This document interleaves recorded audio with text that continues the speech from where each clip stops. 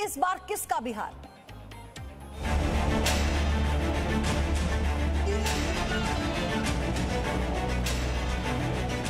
क्या कांग्रेस ये बिहार चुनाव में कहेगी? उन्हीं की बनाई हुई पार्टी को, पापा हमेशा कहते थे कि पार्टी माँ के समान होती है, बट अगर उन्हीं की बनाई हुई पार्टी को अगर आप वोट कटवा जैसे शब्द का अगर आप इस्तेमाल करेंगे तो दुख मुझे ज़रूर होगा।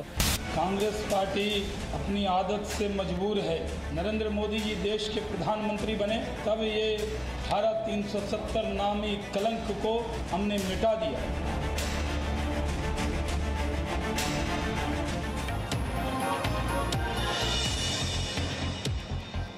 तो बिहार में जैसे पहले चरण का मतदान का दिन नजदीक आ रहा है, सियासी पारा बढ़ता जा रहा है। बिहार में चुनावी घमासान जारी है। इस बीच एक बार फिर से चिराग पासवान एलजेपी को वोट कटवा कहे जाने पर जवाब दिया है उन्होंने। चिराग पासवान ने कहा, ऐसी भाषा बीजेपी नेताओं को शोभा नहीं देती।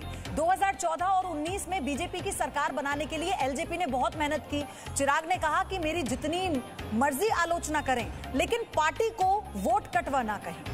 पार्टी मां की तरह से है। हालांकि इस वक्त बेहद भावुक हैं चिराग पासवान, क्योंकि रामविलास पासवान के निधन के बाद से वो इस बात को भी सामने रख रहे हैं कि वो तो नतीजों के दिन ही पता लगेगा कि एलजेपी का कद अब बिहार की राजनीति में क्या है और पार्टी के रूप में वो कहां खड़ी होती है।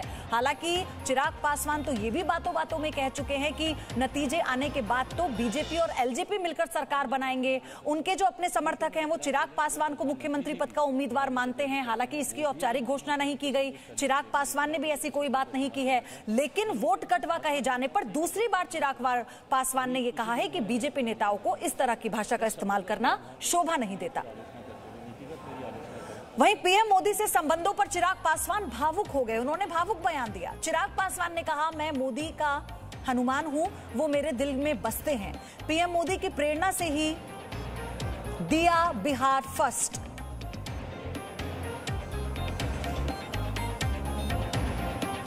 के माध्यम से मैं भारतीय जनता पार्टी के तमाम नेताओं को इस धर्म संकट से मैं मुक्त करता हूं कि मेरी चिंता बिल्कुल नहीं करें, माननीय मुख्यमंत्री जी को संतुष्ट करें और वो जितना चाहते हैं मेरे खिलाफ आप लोग बोलें। तमाम नेताओं से मैं आग्रह करूंगा खुलकर मेरे खिलाफ बोलें। अगर प्रधानमंत्री जी भी बिहार में जब रैली करते हैं वो भी अगर मुख्यमंत्री जी को संतुष्ट करने के लिए मेरे खिलाफ अगर कुछ शब्दों का इस्तेमाल करना चाहें ज़रूर करें। बस भाजपा के नेताओं से एक आग्रह ज़रूर करूँगा, अभी कुछ ही दिन हुए हैं मेरे पिताजी के निधन को, बस शब्दों का थोड़ा ध्यान जरूर रखें। मेरे ऊपर आलोचना करते हुए नीतिगत मेरी आलोचना करें, पर अगर उन्हीं की बनाई हुई पार्टी को, पापा हमेशा कहते थे कि पार्टी माँ के समान होती है, बट अगर उन्हीं की बनाई हुई पार्टी को अगर आप वोट कटवा जैसे शब्द का अगर आप इस्तेमाल करेंगे तो दुख मुझे ज़रूर होगा। शब्दों का चयन बेहतर करें, जितनी आलोचना करनी है मेरी खुलकर करें। ये मेरी व्यक्तिगत आस्था का सवाल है। जैसे आप किसी को अपनी आस्था पर विश्वास रखने से नहीं रोक सकते, कौन किस धर्म का है, किस जाति का है, किस भगवान पे किस पर वो विश्वास करना चाहता है, जैसे आप उनको नहीं रोक सकते, उसी तरीके से आप मेरी सोच पर कम से कम कोई ताले नहीं लगा सकता। मैं किस में आस्था रखता हूँ, मुख्यमंत्री प्रधानमंत्री आदरणीय वो मेरे दिल में बसते हैं, वो हैं वो और हमेशा वो रहेंगे। उन्हीं से ही मैंने प्रेरणा लेकर Bihar first, Bihari first vision document में लेकर आया हूँ। रवि त्रिपाठी मेरे सहयोगी हमारे साथ जुड़ गए हैं। रवि, चिराग पासवान के लिए इस बार दोहरी चुनौती है, उनके लिए भावुक क्षण भी है, लेकिन हर वार का पलटवार बहुत सधे हुए अंदाज में दे रहे हैं चिराग पासवान। जी बिल्कुल, देखिए चिराग पासवान के लिए चुनाव इसलिए मायने रखता है कि रामविलास पासवान नहीं है और उनके बगैर ये उनकी अपनी परीक्षा है कि अपने तौर पर एक नेता के तौर पर वो इस चुनाव में कैसे एस्टेब्लिश कर पाते हैं अपने आप को, अपनी पार्टी को कितनी सीट दिला पाते हैं, पार्टी को क्या जगह दिला पाते हैं। क्योंकि रामविलास पासवान को मौसम वैज्ञानिक कहा जाता था और उस समय के हिसाब से वो लगातार कई साल तक, देखिए 9 से 10 बार तक सांसद रहे, राज्यसभा सांसद रहे, लोकसभा सांसद रहे, मंत्री रहे 6 प्रधानमंत्रियों के साथ। तो चिराग पासवान के लिए बड़ी चुनौती का समय है, अपनी पार्टी को एस्टेब्लिश भी करना है और अपने आप को भी बताना है कि वो नेता के तौर पर बिहार में रह पाएंगे, आगे नहीं रह पाएंगे। आपको बताना चाहूंगा चिराग पासवान जो भी कर रहे हैं, यहाँ दो स्थिति है। जो जमीन पर बात कीजिएगा तो ऐसा लगेगा कि हाथी के दांत दिखाने के और हैं और खाने के कुछ और हैं, क्योंकि दूसरी एक तरफ लड़ाई बीजेपी और लोजपा के नेता एक दूसरे को भले ही कुछ कुछ बोल रहे हो, लेकिन जमीन पर यह स्थिति है कि लोग कहते हैं कि लोजपा और भाजपा का गठबंधन है, अंदर अंदर अलायंस है और उसके लोग वोटर उसको शिफ्ट होंगे। कुछ लोग भी हमारे साथ, क्योंकि बक्सर में मैं उनसे बात करना चाहूंगा, आप लोगों को लगता है कि लोजपा वोट कटुआ पार्टी है या भाजपा के साथ गठबंधन में है? देखिए, ज़मीनी तौर पे अगर देखा जाए तो जहाँ जहाँ बीजेपी के सीट पे लोजपा कैंडिडेट नहीं है वहाँ पर निश्चित रूप से उनका जितना भी वोट है वो बीजेपी में कन्वर्ट हो रहा है। लेकिन जहाँ जहाँ वो जेडीयू के खिलाफ कैंडिडेट उतारे हुए हैं निश्चित रूप से वोट काट रहे हैं। तो ये दोनों ही बातें हैं। और उनको वोट कटुआ कहा जाए या वोट कटवा नहीं कहा जा सकता, क्योंकि एक अच्छे नेता के पुत्र हैं वो, और कुछ सोच के ही उन्होंने आगे बढ़ा। तो वोट आपको लगता है वोट कटुआ है चिराग पासवान? बोला हम चिराग पासवान वोट कटुआ है क्या है? वोट बटवा नहीं है भाई, लेकिन वोट वाला तो है न।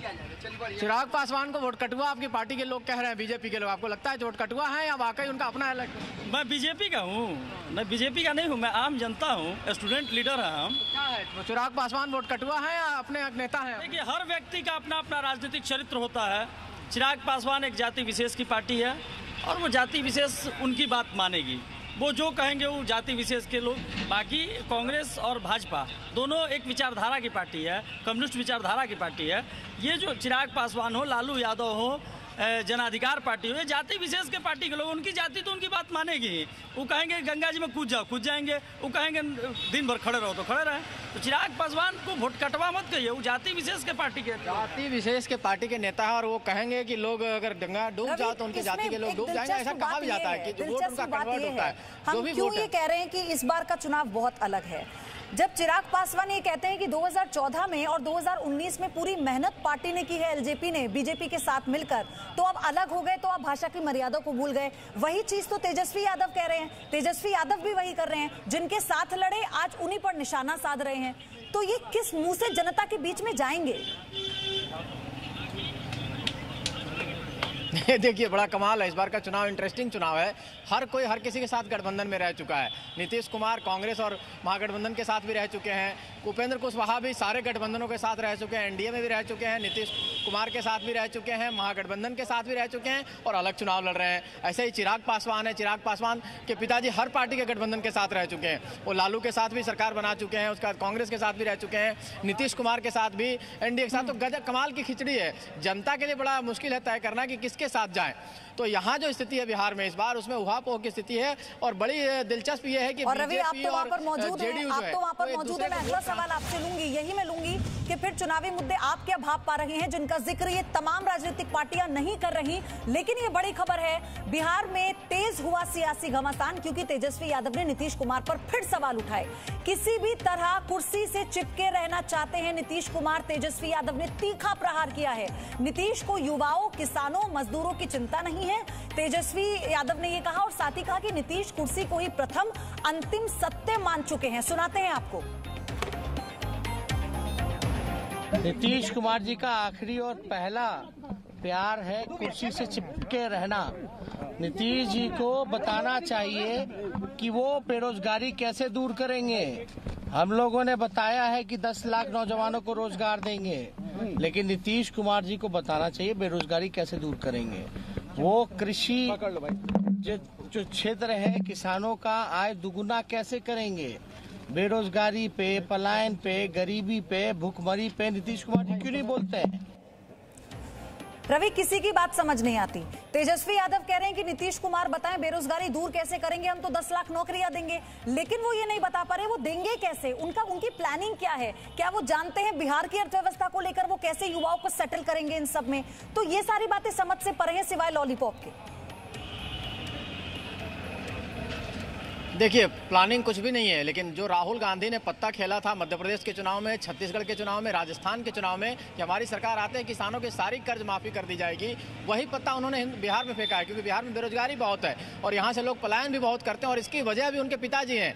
1990 के दशक में जब उनके पिताजी मुख्यमंत्री बने, 15 साल उनकी सरकार है और 15 साल अब नीतीश कुमार की सरकार है, तो दोनों उतने ही जिम्मेवार। अगर बिहार में बेरोजगारी है तो लालू यादव का 15 साल और नीतीश कुमार का 15 साल, दोनों पर लोग जनता सवाल उनसे पूछेगा। लेकिन एक पत्ता फेंका गया है नए पीढ़ी की तरफ से, एक नया चेहरा है। चूंकि लालू यादव चेहरा नहीं है, चेहरा तेजस्वी यादव है, तो अपनी तरफ से नौजवानों को रिझाने की कोशिश है कि हम आपको रोजगार देंगे और पहली कैबिनेट में रोजगार देंगे। आपके साथ लोग मौजूद हैं, मैं चाहती हूं आप उन्हीं से पूछे। डीएनए की इसमें वापसी हो रही है मुद्दे के तौर पर, जिन्ना को लेकर व्यक्तिगत आरोप प्रत्यारोप लगाए जा रहे हैं। विधानसभा चुनाव में मूलभूत मुद्दे होते हैं, क्षेत्रीय विकास के मुद्दे होते हैं। आप लोगों से बात कीजिए, उन्हीं से जानिए उनके मुद्दे क्या हैं। आप लोग चूंकि चुनाव में आप लोग को वोट देना है, तो आप लोग के लिए कौन सा मुद्दा मायने रखता है? देखिए, सबसे बड़ी मुद्दा ये है कि पहले हम जब छोटे थे, पढ़ा करते थे, तो हम लोग को लालटेन के तले पढ़ना पड़ता था। ढिबरी जो दिया जला के किरासन के तेल से हम लोग जला के पढ़ते थे, पढ़ाई नहीं हो पाती थी। आज हमारे घर के बच्चे हैं, जितने भी छोटे छोटे बच्चे हैं, बिना किसी इन्वर्टर बैटरी के घर पे 24 आवर बिजली आ रही है। बेरोजगारी दूर करने के लिए तेजस्वी यादव कह रहे हैं 10 लाख नौकरी देंगे, भरोसा आप लोगों को? नहीं सर, रोड मैप दिखा देना, कहाँ से पॉसिबल है कहने का तो कोई भी लगता ही नहीं है कि वो 10 लाख आखिर रोजगार कहाँ से दे पाएंगे। न रोजगार का कोई सृजन है यहाँ पे। कुछ रोड मैप हो तो काम किया जाए उस पर, तो बेरोजगारी। आपको लगता है कि तेजस्वी यादव जो रोजगार देने की बात कर रहे हैं वो सही है, कर पाएंगे वो? हाँ कर पाएंगे सर, सही है। कैसे कर पाएंगे? कर पाएंगे सरकार। आपको लगता है तेजस्वी यादव रोजगार देने की बात कर रहे हैं, 10 लाख लोगों को रोजगार दे देंगे? छलावा है। देखिए रवि जो जिस बात का जिक्र शुरू में कर रहे थे, आप लोगों के लिए चुनाव में क्या, रवि जिस बात का जिक्र हम शुरू में कर रहे थे कि लोगों को सिर्फ शिगुफा छोड़ दिया जाता है उनके लिए, उन्हें बताया ही नहीं जाता कि किस लेवल पर किस तरह से क्रियान्वयन हो रहा है किसी भी ऐलान का, किसी भी घोषणा का। तो ये लोगों को भी नहीं पता, उन्हें लग रहा है कि बस मिल जाए नौकरी क्योंकि मंत्री जी कह रहे हैं। तो ये अभी लगता नहीं है कि इतनी जल्दी लोगों के समझ में भी आएगा। एक और नए मुद्दे की एंट्री हुई है, इसमें बहुत दिलचस्प है, ये भी आप सुनिए। बिहार के चुनावी रण में 370 की एंट्री हो गई। जी हां, आर्टिकल 370। पी चिदम्बरम ने ट्वीट कर कहा कि 370 को फिर से लागू किया जाए, जिस पर बीजेपी ने हमला किया और कहा कि बिहार चुनाव के लिए कांग्रेस ने बंटवारे की राजनीति शुरू कर दी। बिहार में वोट के लिए कांग्रेस का 370 कार्ड। बिहार चुनाव के लिए कांग्रेस की बंटवारे की चाल। बिहार के चुनावी घमासान से पहले कश्मीर, फिर जिन्ना और अब अनुच्छेद 370 का मुद्दा उछल रहा है।